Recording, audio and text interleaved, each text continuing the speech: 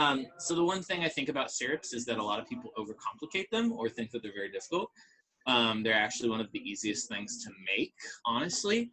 I think the one thing that people get a lot wrong all the time is that they just make them too sweet and or they use too much. The one thing, if any of you are cooks, you understand, you never want to overdo a flavor or overdo a seasoning like salt, because it's harder to take it away than it is to just add more. So we kind of use that concept here with syrup making. And basically, the base, what I like to say in like one of our big pitches for fiction, we always use typically, you know, half or 2/3 less the amount of sugar that most syrups typically have when you make them, or simple syrups. Because whenever anyone typically says like, oh, how do you make a syrup? Oh, just make simple syrup and then add this. The problem with simple syrup is that most of the simple syrup recipes that are called for is a 1-to-1 ratio, which is equal parts water, equal parts sugar. The problem that you have with that when you're making a syrup flavor, that the sugar will always overpower the flavor and just make it super sweet, and therefore when you put it into your drink, it'll overpower the coffee and or aspect that you're doing. So those are the two things to always try and keep in mind. But first up, what I wanted to show everyone is probably our most popular syrup that I make, which is our fresh lavender syrup. Important thing of that is we always recommend it if you ever look online for it, or you go to your local like loose food store where you find it, is that you want super blue lavender. You don't want anything that's just lavender or culinary grade lavender. You want super blue. And that's because typically the other grades of lavender, if any of you listen to my matcha class, typically the lower grades of lavender are very bitter and kind of just very kind of caustic. They're very aggressive when you start to steep them and break them down. So super blue lavender, always important. There's many places online you can get it. I believe HEB might have it in their loose department for all you Austinite people as well. But we typically get ours here locally from Central Market, which is owned by HEB as well. But cool. So to start off, you want to do boiling water. I'm going to switch you guys over to my little cook station. We're in our commercial kitchen. So what I have here is I'm going to do a small batch. I'm going to do 1 liter of hot water. There, you can see that. Okay. Bring it to a boil.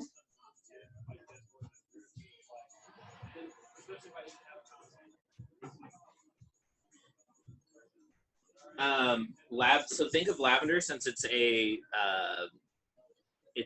flower. Think of it like a light tea. So like most teas, if you oversteep them, it will get bitter and acidic. This will do it. So mostly what we're trying to get is just the essence out of it. So let me grab my lavender bag. I have boiling water here already.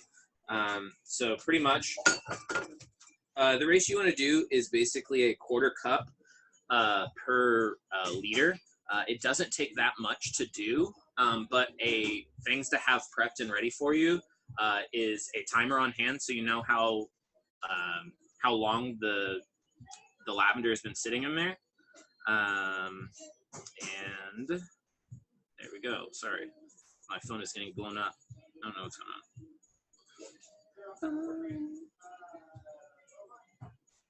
Cool. All right. I just about got my water to a boil.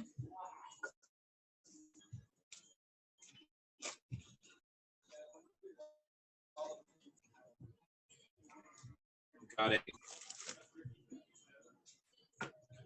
And the other important part is agitation. You want to kind of smoothly infuse this into the water as much as possible while it's steeping. And you're going to allow it to steep for a maximum of 4 minutes. All right, so we got it to a boil. We're going to drop it in.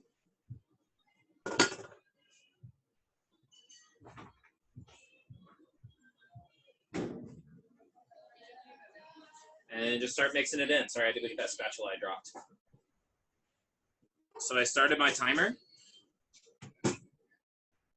you'll start to know instantly that the water turns really blue and purple.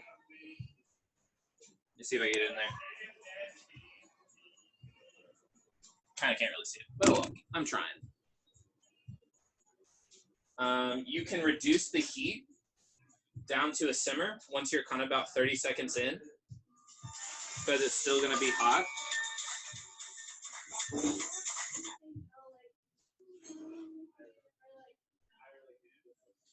It's going to take a minute. It's going to make your house and or kitchen smell absolutely amazing. It's probably one of the best fragrance that you can have in your house in the summer or spring when people come over. It's not caustic, which is absolutely wonderful. Slow agitation. Cool. So while that's going, I'm going to go ahead and get my sugar prepped because it's going to be a pretty quick flip once I start straining out all of the lavender. So since I only did a liter of water, I'm going to start with a little under half a liter of sugar.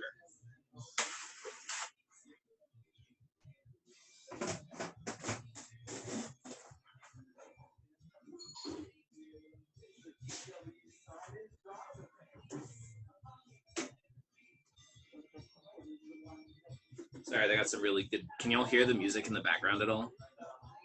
They got some really good jams playing in the coffee shop right now. It's fun.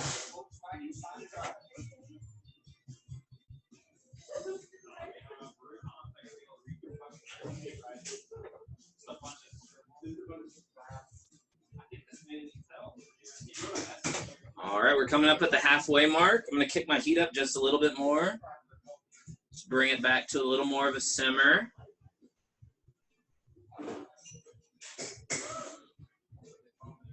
There we go. And then one thing, it's not in here. One thing we use are strainer baskets. Typically, if you have like a fine mesh strainer or a colander or anything like that, it's the easiest thing to use to kind of strain everything out. And we have found a fun little technique to kind of get it out. Also, we've used like those mesh tea infusers, and or you could dip a paper towel in there and it kind of grabs onto some of the flowers if you really need to. But it is an important factor to get the lavender out ASAP once you come up close to that 4-minute mark. So in about 30 seconds, I'm going to be at 3 minutes and 30 seconds. I'm going to start extracting the lavender because it usually takes a little bit to get it out. Mostly, again, just because I don't want to have the over-extraction bitterness that the lavender can produce.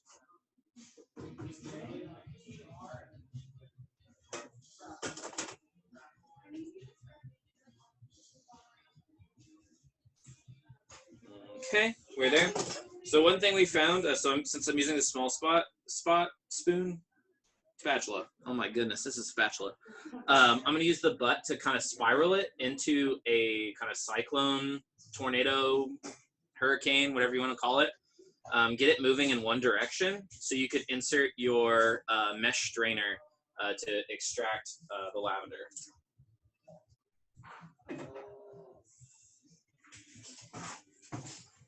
There we go. Just toss it. It's going to start just fishing all the lavender out.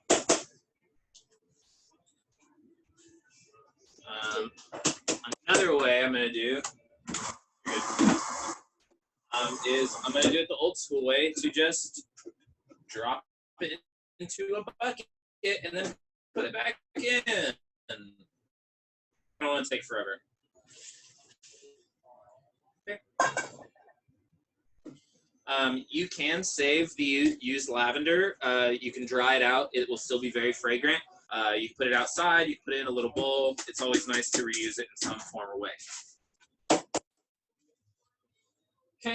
All right, so right now, I have my heat on low on the pot, and I'm going to reintroduce the, let's call it lavender tea at this point, into the mix. And then I have my a little under half liter of sugar. And we're going to switch it to low heat. So all we're gonna do now is a low and slow simmer just to reintroduce and infuse the sugar into the whole process. And obviously you'll see it break down. And at Fiction, so we don't use any extracts or additives or anything like that. So it's always going to be the actual product and sugar, pretty much. We also have a sugar-free syrup that we made. My big thing with sugar-free is you know how some people can kind of taste cilantro and it tastes like toothpaste or whatever, like that weird gene?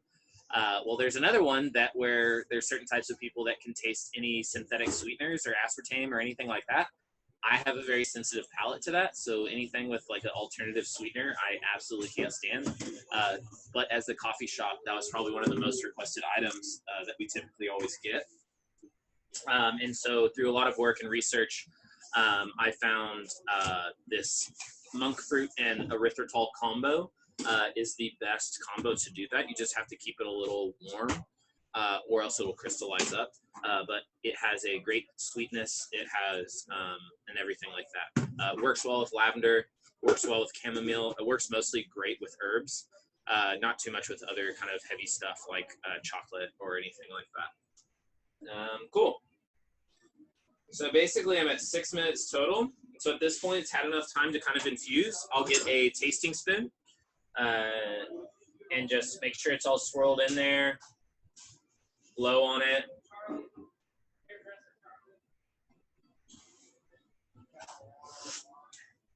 Give it a taste.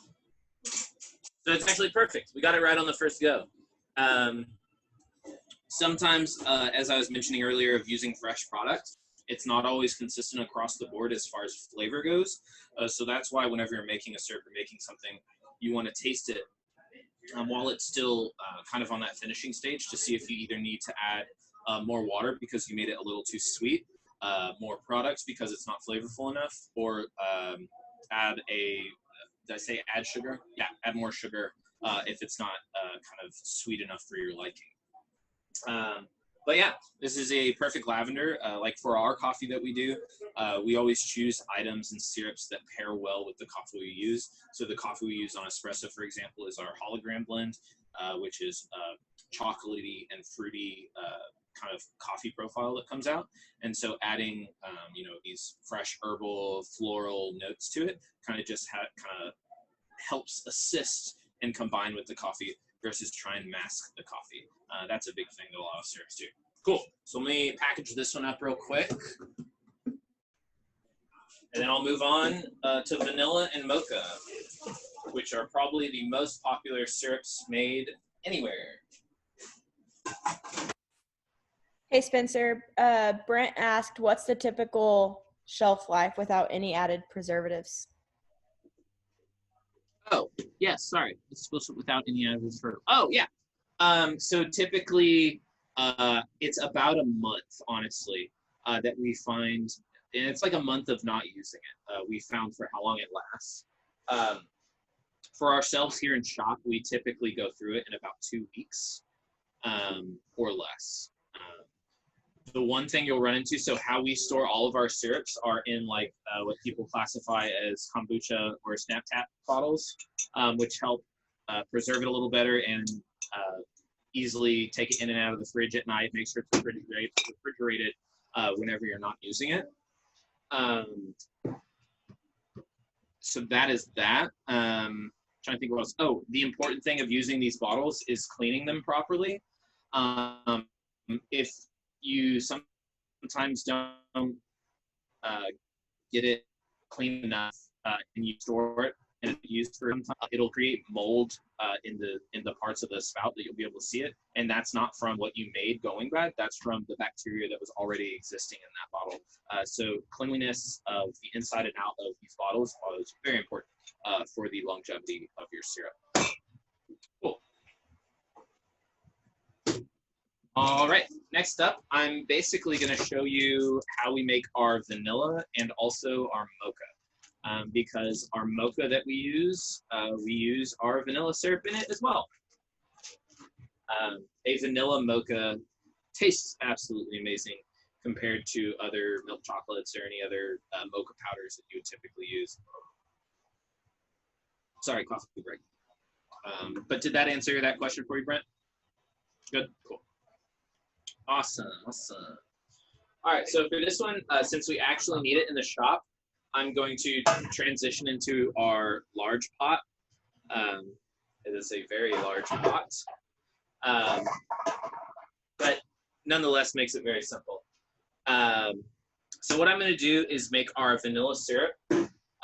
What I like to say, for any of you, I'll just do this because I'm going to talk for a minute. If you've ever looked for fresh vanilla beans, you've kind of run into a couple problems. One being the quality of the bean and the price of the bean. Typically, we found locally our Sprouts down the street has the most economically priced Madagascar vanilla beans that we use that are still very plump, juicy, and we're able to extract a lot of flavor out of it. Sometimes when you get vanilla beans online, depending on where you source it from, you can run into problems of it molding by the time it arrives to you, or they're too dry, they're too old. There's a whole thing going on with Madagascar vanilla beans in Madagascar and abroad. That's a whole other topic. But it's mostly, if you're able to see it in person locally, it's always better than online, from what I found from all the years making it. So yeah, just kind of take a look out. Typically, how our beans are priced now, it's basically $5 a bean, which seems very expensive. But you can extract a lot of flavor just from one bean, which is wonderful. Actually, let me check this on real quick. John, do you need vanilla? I get all my beans. Oh, okay. All right. So what I'm going to do this time, so how we make our vanilla typically is we use 2 beans per gallon and a half, basically. And the important part, I'll switch over to my cutting board. So how to get the most yield out of your vanilla bean is basically start with a nice paring knife, split it all the way down the center, opening it completely up all the way through, and making it into 2 pieces. Okay, dropping that in. So with a vanilla bean, you're not actually getting the outside of the bean is not where all the flavor comes from. The inside of the vanilla bean, which is a bunch of like microscopic little seeds, is where all the vanilla flavor comes from. So that's the most important part of the vanilla. So let me get some water real quick.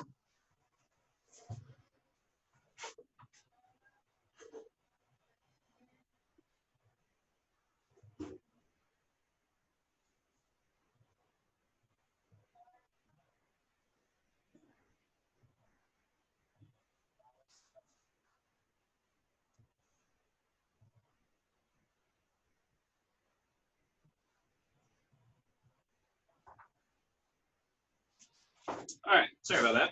So we have our, starting off with 2 quarts of water to break down the vanilla. Kick it on high, just bring it to a rolling boil. I mean, if you're doing this at home, you can quarter your vanilla bean and just use like 1 liter or 1 quart of water, and do the same measurement of sugar, do a little less than half whatever amount of water you're putting into it. And then the important part of this, what I always like to do whenever you have your water going, is to kind of beat up the bean a little bit. Is basically just like I said, to get everything out of the inside of the vanilla bean. And you'll do this through the whole process. And like everything else, get your timer going. I always let these boil for about 10 minutes. But I'll kind of speed that process because I don't want to blindly stand here for 10 minutes for you guys, because I got to make it in a bigger one as well.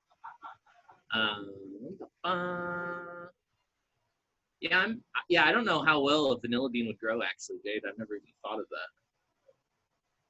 that. Cool. All right, so we got that rolling. I'm going to do it for just about 3 minutes, and I'll start to add my mocha. So again, we try and use a high-grade baker's chocolate. This is called Valrona's cocoa powder. If you've ever used like Hershey's or anything like that, it's kind of a very chalky taste and texture whenever you're making it. So my recommendation is always just kind of experiment with different raw cocoa powders. You could get really nice cocoa powder. You could get plain Jane cocoa powder that's off-brand. It's all personal preference and taste, just to make whatever happens, works. And the cool thing about this mocha syrup as well, you can not only use it for coffee, but you could use it for baking. You could use it for, a topping on anything. It's very versatile to use since it has a hint of vanilla. It's very well-rounded. Super tasty. Put it on cookies. Cookies sound really good right now. Spencer, do you use hot water to start just to speed up that boiling process? Yes, because we have hot water towers here, we do it. But if you don't, or you're starting with, it's always recommended to use cold water if you don't have a filtration system, and then to bring it to a boil and then add it. Okay, cool. Yeah.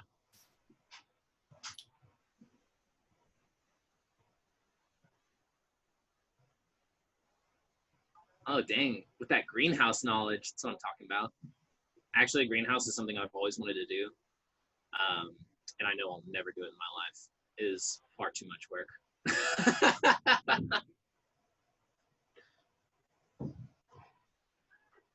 All right. And another thing you'll notice whenever you're boiling it, it'll start to get brown coloring, not only in your pan, but through the water. That is the actual vanilla oils and everything coming off of it.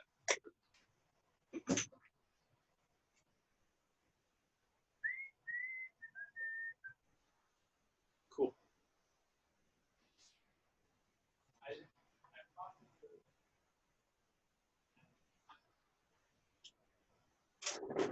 All right. And so next important part is I got my mocha ready. And we're going to use 1 cup of mocha per 2 liters. So you can half that, quarter it for however much you're making. But the important part of when you add your mocha is make sure you have your whisk and that you're at a rolling boil. Because with the mocha, you need to activate the mocha powder to start breaking it down and integrating it into the water. Because if not, it'll be very clumpy. You'll get a lot more of that chalky texture from whatever you're doing everything. Okay, we're going to say that I waited my 10 minutes, quote unquote. But I'm going to go ahead and add the mocha. Which one?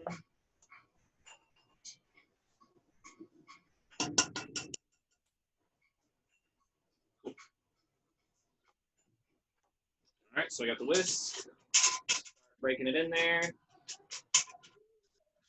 You're gonna leave it for a boil for, I have 1 minute, for another 5 minutes to activate it. At this point, you're gonna get the very chocolatey taste almost. But if you taste it right now with no sugar added, it's gonna be very kind of bitter. Raw mocha powder, if you've ever had like dark chocolate or anything like that, is something that does require an added sweetness to it to typically round it out to make it a little more palatable. I remember the first time as a kid, my mom had mocha powder in the pantry, and I thought it was like Hershey's chocolate mix, and I straight up dumped it in my mouth, and I was a very disappointed child. It was not good, y'all. Let me tell you.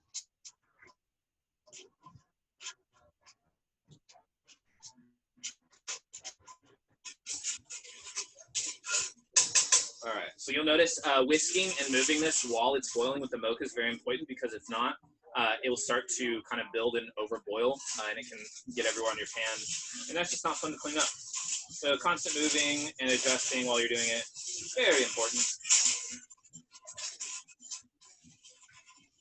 And typically our mocha is going to be a little thinner than like a sauce. If you wanted to do a sauce, I would just use less water typically, and or you could let it reduce down a little more by cooking it for a longer period of time.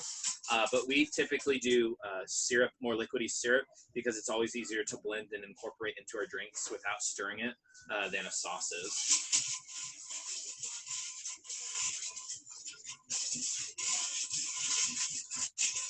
All right. Done that for a couple minutes. We're going to say we're square.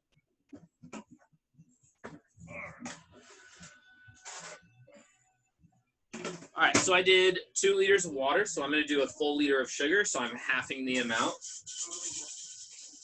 Pour this one in slowly while whisking it in, just to start incorporating it with the mocha.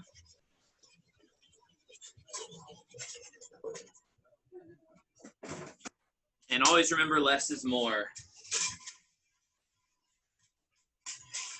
So you want to let this. So once you add your sugar, you're gonna see that it's kind of hard to bring it back to a boil. So kind of just work with it a little bit, making sure you're still stirring it slowly.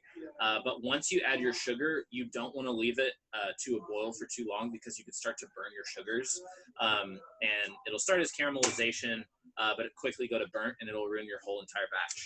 So once you start to see that kind of boil to start to occur, cut the heat off.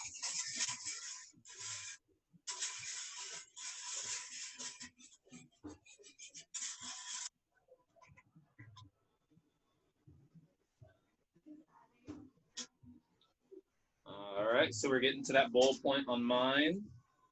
I'm gonna reduce that heat, give it a little more stir, make sure we're integrated there, and then get my tasting spoon. Clean spoon, a little mix.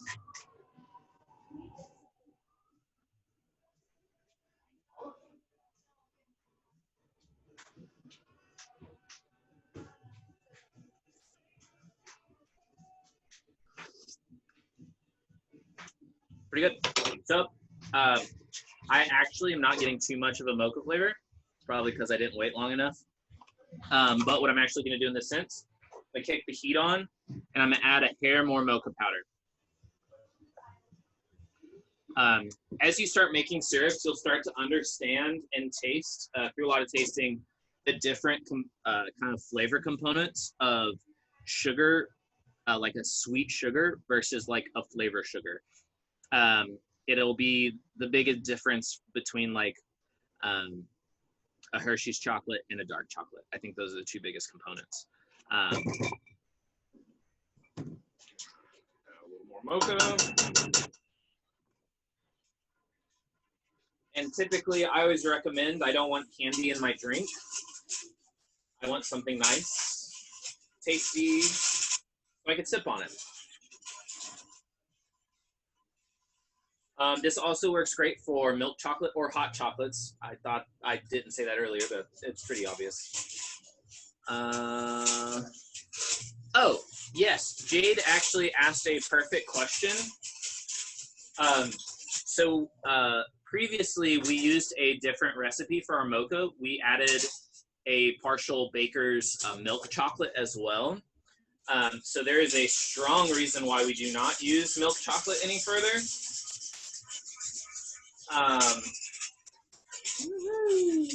And that is because when you add milk chocolate, obviously you never, like, none of us really thought 2 seconds about it, but we always did it. Milk chocolate can expire.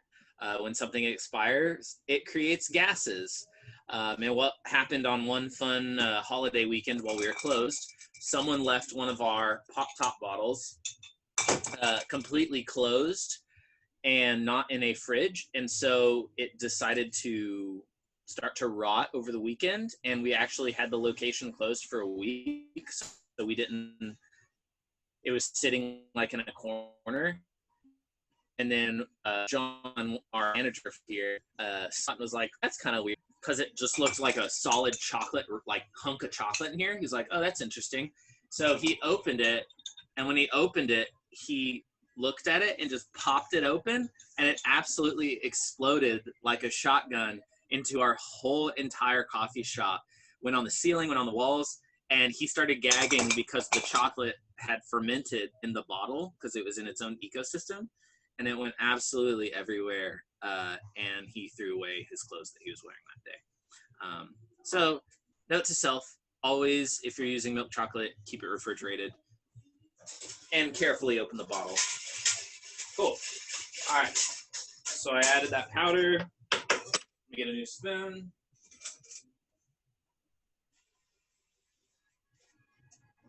All right.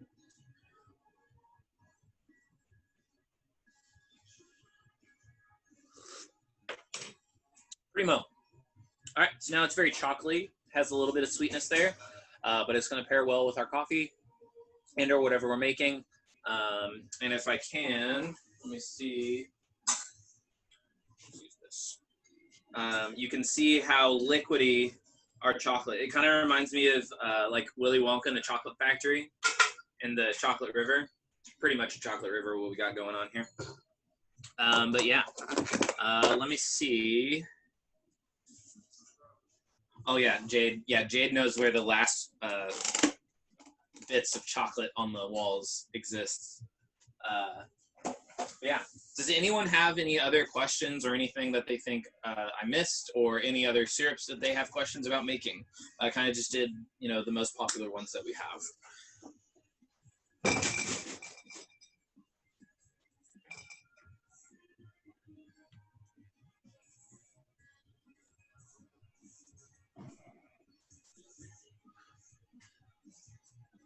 Anyone?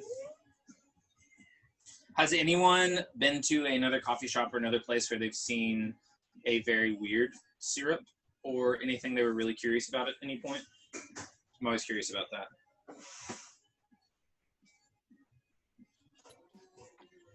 Yes, lavender is super fun and easy. How much do you add? We typically, so we free pour to taste, but it's typically an ounce to an ounce and a half per espresso beverage. But that amount will change per different coffee shops, depending on the strength and or darkness of the coffee that's being used.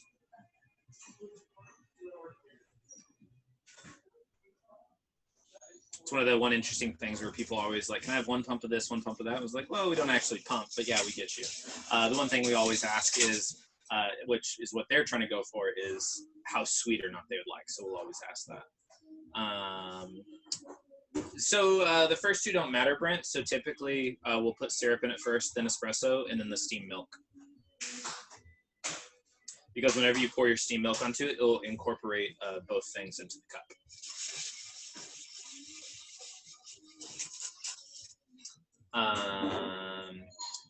And since all of you know that we're very experimental here at Fiction, I think the most kind of weird and fun syrups to this date that we've done are the catnip syrup, which actually I liked.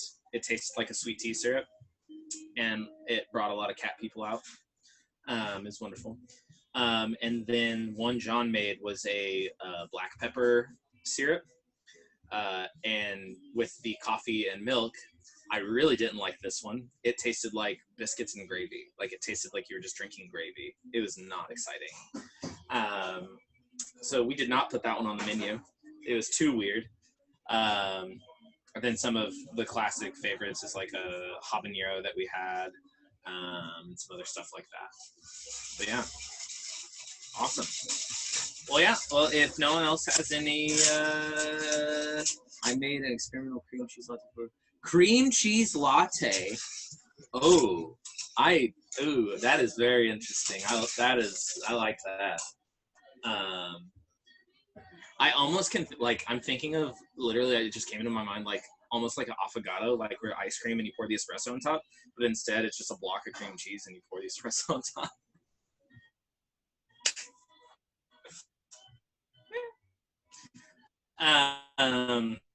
Hey, there's everything, you know? Cool. Awesome, guys. Well, if there's no more questions on anything, I'll just leave you with the high points. Is remember, whenever you're doing sugar to water, don't do the 1-to-1. I always recommend doing it either half or less to the 1 water. Half amount of sugar, at least recommend it. Awesome. Thank you. Store in refrigerator or on shelf. Oh, always store them in the refrigerator whenever you're not in use. So basically the syrups that we use while in service, they're in our bottles on our countertop while we're using them. And at the end of the day, we wipe them down, clean them up, and then put them in the fridge every night. That part is very important for the shelf life of all the syrups. But yeah, awesome. Well, thank you guys for joining.